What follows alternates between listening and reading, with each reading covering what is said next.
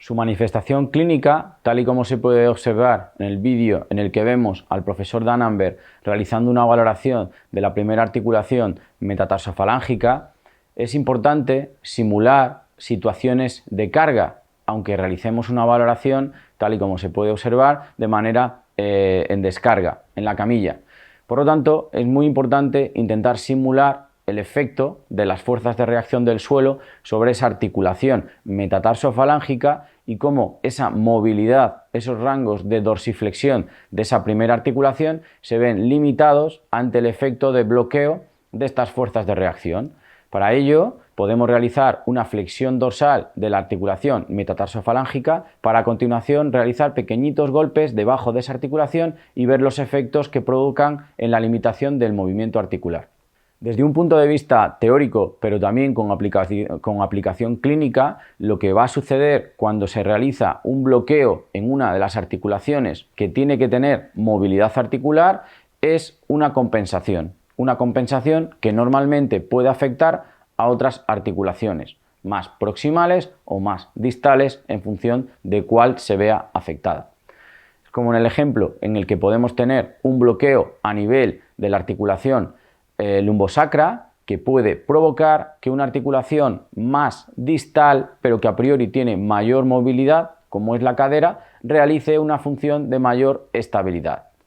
Lo mismo sucede en la articulación de la rodilla, que es una articulación a priori con mayor estabilidad, en la articulación tibioperonoastragalina del tobillo, que también tiene una función de mayor movilidad, o en la mediotarsiana, y por último en el primer dedo, que tiene una función de mayor movilidad.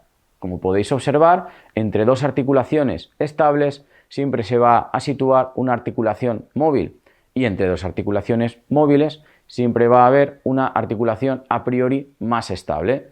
Lo que va a suceder es que si una articulación a priori más móvil no realiza una correcta articulación o llega a unos rangos articulares adecuados, la articulación próxima, que es más estable, realizará esa compensación a través de movimiento. Perderemos de ese modo una movilidad funcional y se provocarán lo que se denomina disfunciones articulares. En consulta habitual, la manifestación clínica del modelo de Howard-Danenberg aplicado al pie es aquel en el que el paciente nos refiere que tiene la sensación de que constantemente se golpea el pie contra una estructura, bien un escalón o en ocasiones incluso una alfombra o una altura ínfima. Por ello, es importante valorar esta movilidad del pie siempre respetando y teniendo en cuenta la fuerza inercial del cuerpo que se produce en el pie para de nuevo responder y recuperarla para la siguiente fase de la marcha.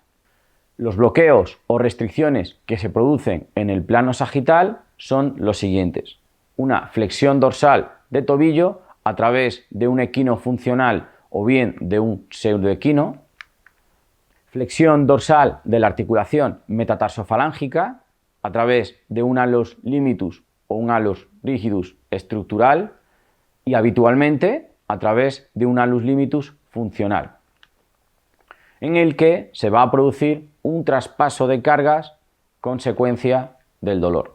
¿Cuál es su fundamento? Pues el profesor Danenberg explica que cualquier restricción funcional o bloqueo de la dorsiflexión de este primer metatarsiano durante la propulsión provocará alteraciones en los patrones de movimiento, lo cual provocará tensiones anormales dentro del pie y en esas estructuras proximales durante las diferentes fases de la marcha. Desde un punto de vista ortésico, es importante considerar que la teoría de facilitación del plano sagital se centra en intentar restablecer los patrones de sincronización de esta distribución de las presiones plantares. Lo podemos realizar bien a través del análisis dérmico, hiperkeratosis, determinadas lesiones dérmicas que se producen en el pie del paciente, también a través del análisis de presiones plantares de manera computerizada o con podoscopio, y también es importante analizar los desgastes que se producen en el calzado de nuestros pacientes.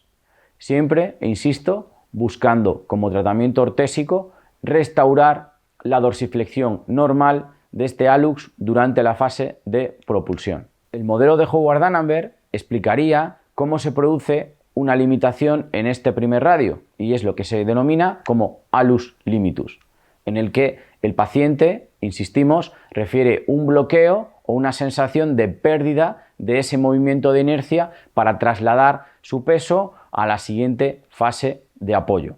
Es lo que se denomina, o el profesor D'Annenberg denomina, como hallux limitus. La definición claramente establecida sería aquella en la que la articulación metatarsofalángica del primer radio presenta una alteración, donde la flexión dorsal es inferior a unos 20-30 grados durante la dinámica. Sin embargo, en una valoración en descarga, si encontramos una flexión dorsal inferior a 65 grados, estaríamos ante un hallux limitus estructural. Otra de las manifestaciones clínicas que nos podemos encontrar es un hallux rigidus. Es aquella situación en la que la flexión dorsal de esta articulación primera metatarsofalágica es inferior a 10 grados en descarga. Por lo tanto, se produciría prácticamente una total ausencia de movimiento. El procedimiento o el proceso más habitual en clínica es encontrarnos un hallux limitus funcional que puede evolucionar en un hallux limitus estructural y por último en un hallux rigidus.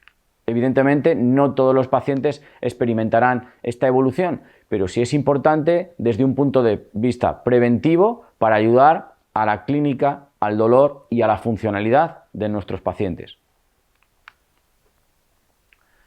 El hallux limitus o el hallux rigidus, en función de la fase en la que nos encontremos, se puede clasificar en diferentes estadios. La clasificación más utilizada es aquella en la que se definen una serie de parámetros y situaciones en el estadio 1 compatible con un hallux limitus funcional. Es aquella fase en la que nos podemos encontrar un hallux extensus, una subluxación plantar de la falange proximal de ese primer dedo, una flexión dorsal limitada en carga, no la encontraremos en descarga, porque evidentemente la fase no está tan avanzada, dado que nos encontramos en un estadio 1.